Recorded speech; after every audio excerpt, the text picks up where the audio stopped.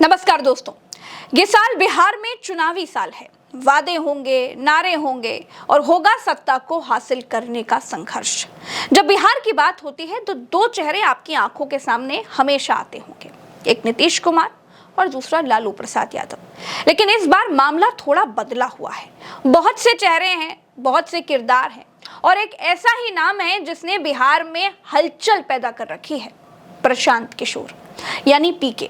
उन्होंने अपनी पार्टी बनाई है जन स्वराज। पद यात्राओं के बाद अब पीके चुनावी रणनीति में उतर चुके हैं। बीते 4 दिनों में पीके ने 2 बड़े फैसले लिए हैं, 2 बड़े चेहरों को आगे किया है और 2 जातियों को साधने की कोशिश की है। एक जमाने में दोस्तों नीतीश कुमार की दाईं आंख कहे जाने वाले रामचंद्र प्रसाद सिंह यानी आरसीपी सिंह अब प्रशांत किशोर के साथ हैं। वो जन स्वराज में शामिल हुए हैं। आरसीपी सिंह का एक जमाने में ये जलवा था दोस्तों कि नीतीश राज में लोग ये कहा करते थे कि बिहार में आरसीपी टैक्स की वसूली होती है। जेडीयू के राष्ट्रीय अध्यक्ष रह चुके आरसीपी सिंह नीतीश कुमार के ही जिले से आते हैं। दोनों के घरों के बीच सिर्फ 9 किलोमीटर की दूरी है। और दूसरा संयोग यह भी है कि नीतीश और आरसीपी सिंह दोनों ही कुर्मी जाति से आते हैं। लेकिन अब आरसीपी सिंह पीके के साथ चले गए हैं। उन्होंने अपनी 7 महीने पुरानी पार्टी का जन स्वराज में विलय कर दिया है। प्रशांत किशोर के इस फैसले ने एनडीए में हलचल बढ़ा दी है दोस्तों। अभी तक नीतीश कुमार और बीजेपी के नेता यही सोच रहे थे कि प्रशांत की इस चुनौती से कैसे निपटा जाए। इसी बीच पीके ने फिर एक झटका दे दिया है और इस बार नंबर था बीजेपी का। 2 बार बीजेपी के टिकट पर पूर्णिया से सांसद रह चुके उदय सिंह जन स्वराज के पहले राष्ट्रीय अध्यक्ष बने हैं। उदय सिंह की मां माधुरी सिंह भी 2 बार पूर्णिया से सांसद रही हैं, जबकि उदय सिंह के भाई एनके सिंह नीतीश कुमार के बहुत करीबी हुआ करते थे। जेडीयू से राज्यसभा सदस्य रहे हैं। दोस्तों उदय सिंह सीमांचल के मजबूत और जनाधार वाले राजपूत नेता कहे जाते हैं। दोस्तों 2023 में बिहार में जातीय जनगणना के आंकड़ों के मुताबिक करीब 3.45% राजपूत हैं।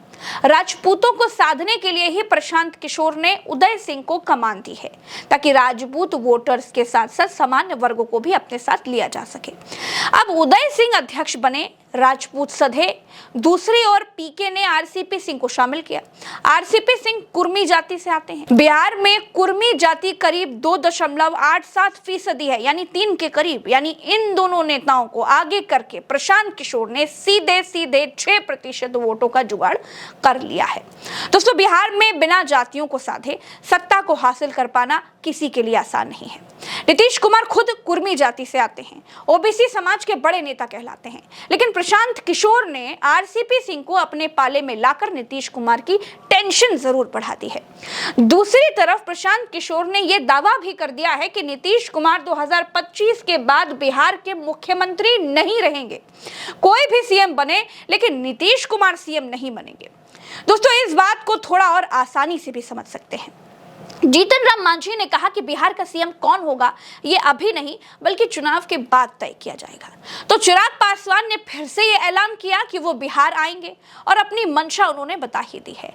मांझी और चिराग की बातों को सुनने के बाद जब प्रशांत किशोर का ये ऐलान सामने आता है तो लोगों को लगता है कि भैया बिहार में कुछ ना कुछ तो पक रहा है, कुछ तो है जो अंदर खाने चल रहा है। अब एक तरफ प्रशांत किशोर ये कह रहे हैं कि नीतीश मुख्यमंत्री नहीं होंगे, दूसरी ओर वो कुर्मी और राजपूत नेताओं को अपनी पार्टी में आगे बढ़ा रहे हैं, मजबूत कर रहे हैं।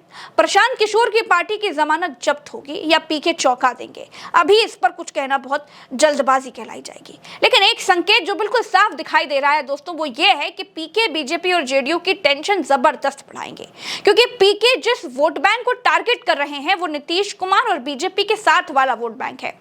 और अगर ये छिटका तो एनडीए बिहार में मुंह के बल गिर सकता है।